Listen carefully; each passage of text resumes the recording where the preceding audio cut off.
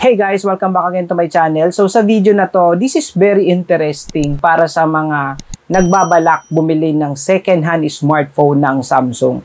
Yes, you heard it right. Kung isa ka sa mga nagbabalak bumili ng second-hand smartphone, well, this video is perfect for you. Nowadays kasi maraming bumibili ng mga second-hand smartphone sa mga kakilala or most likely sa online, 'di ba? And masyadong mabilisan yung transaction at nakakainganyo kasi minsan sobrang mura tapos ang ganda pa ng physical appearance ng unit. Given na 'yon, 'di ba? So ngayon, itong video na to, ginawa ko to para maiwasan na masayang yung pera ninyo kapag bumili kayo ng second-hand smartphone. Marami kasi ang hindi nakakaalam na itong bagong taon, especially 2024, 2025, so meron ng program ang Samsung na kung tawagin ay Samsung Finance Plus at ito yon.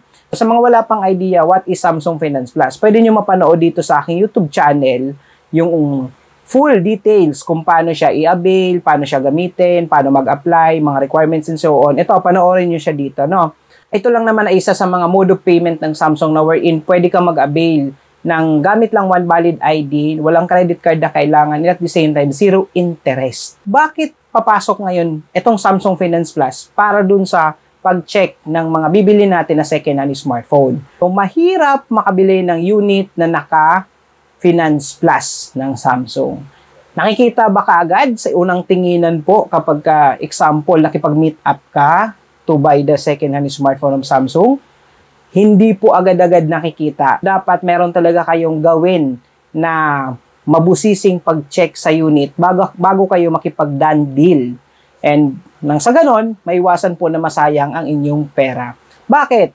Kapag kasi nakabili kayo ng smartphone ng Samsung na naka-enroll sa Samsung Finance Plus, wala kayong ibang magagawa kundi, number one, bayaran talaga. Literal, kung magkano po yung monthly nung nabili mo, kung gusto mong magamit lang naman, no, o bayaran mo siya monthly. Papabor yun sa nag-avail nun. Kasi syempre, magiging good credit scoring siya sa, sa Samsung Finance, no. Yun lang naman, yung isang option kung gusto mo talagang ituloy yung nabili mo na second-hand smartphone with Samsung Finance Plus. Syempre, lugi nga tayo, di ba? Anong dapat nating tignan? Number one, dapat maging mabusisi tayo. Huwag tayong basta-basta makikipag-done deal, lalo kapag kamura, masyadong mabilis yung transaction, 'di ba? So, hindi pa natin kakilala. Buti sana kung literal na personal na kakilala natin. Number one tip na dapat ninyong gawin kapag bibili kayo ng Samsung smartphone, double check nyo muna yung settings. Settings. Punta kayo sa settings, tapos punta kayo sa account, ayan. Pagpunta mo sa account, i-double check mo if ever na meron yan, Samsung account. Okay?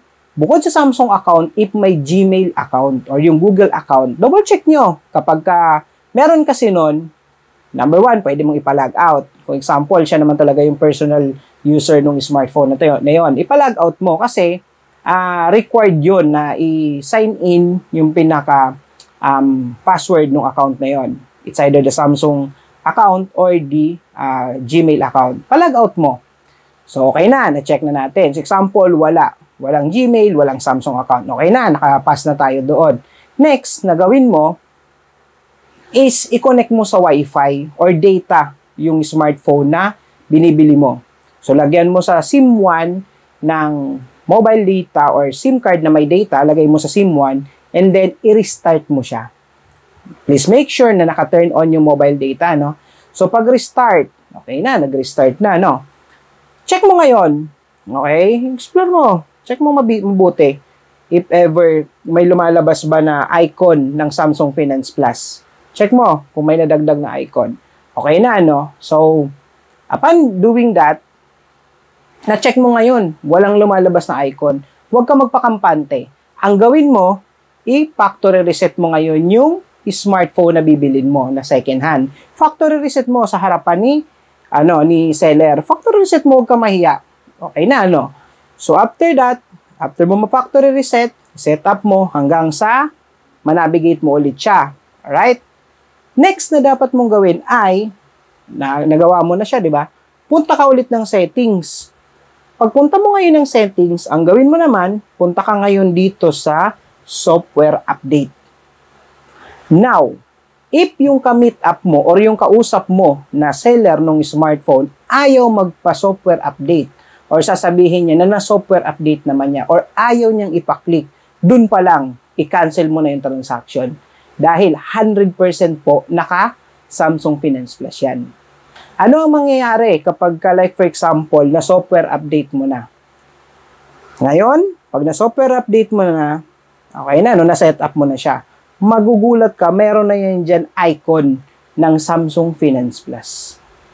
And, ang masakit doon, pag kinlik mo yung icon na yon, di ba, na software update mo na siya. Ayan. Okay na, no? Software updated na. Ito na ngayon ang lalabas dyan. Activation failed. Kasi, number one, yung SIM card na nakalagay dyan, hindi naman yun yung ginamit nung nag-apply to avail via Samsung Finance Plus, yung smartphone na yon. Ang mangyayari, activation failed siya. Unless, nandyan sa SIM1, yung ginamit nila sa pag-apply. Eh, paano mo nga naman ilalagay dyan kung hindi naman talaga ikaw yung may-ari? Diba? Or hindi mo pa tapos bayaran. Kasi kapag tapos mo naman na bayaran yung unit na naka-Samsung Finance Plus, nothing to worry, pwede mo nang ibenta yon na second hand. Pwede mo nang ibenta kahit kanino. Basta fully paid na siya. Wala na pong magiging hassle doon. Okay? So, ano pa mga makikita natin? Ayan, couldn't verify SIM card. Hindi mo masiset up yung pinaka-interface ng Samsung Finance Plus. Next, ayan, magkakaroon dyan ng mga service failure and so on. Ayan, magbe-verify yung SIM card. Ayan siya. And, ang worst na pwedeng mangyari talaga, yung ganitong interface. Ayan siya. Ayan o. Samsung PH, your device has been locked. Diba? Kasi nga daw hindi ka nakapagbayad ng monthly mo sa Samsung Finance Plus. Yun yung nakakalungkot doon. Ang kailangan dyan is ilalagay mo yung PIN. Wherein ang may access lang talaga dyan sa PIN na yan is kung sino po yung naka-avail dito sa unit na naka-enroll sa Samsung Finance Plus. Diba? So napaka-hassle kapag bumili ka ng second-hand smartphone nowadays ng Samsung tapos hindi mo nagawa o hindi mo na double check yung mga sinabi ko.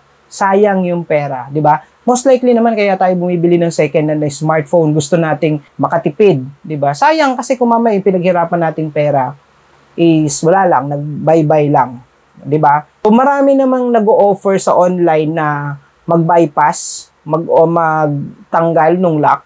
Pero ayun nga, sad to say, kapag accidentally mong na-click or nagpadala ng patch si Samsung, automatically po maglalak ulit yung device. Napaka-hassle nun, napaka-useless talaga ng unit na mabibili natin kapag naka-enroll sa Samsung Finance Plus tapos hindi natin alam. Ayun lang, ayun yung mga dapat nating gawin. I hope nakatulong para sa inyo. Ano, if ever na mayroon kayong mga question, suggestion, please feel free to comment down below. Again, sa mga gustong malaman what is Samsung Finance Plus, ayan, meron po akong full review niyan dito sa aking YouTube channel.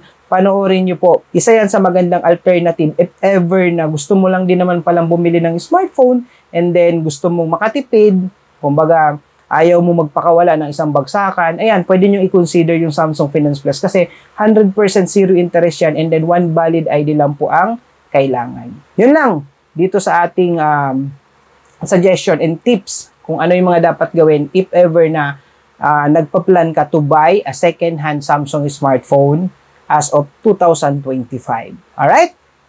Thank you.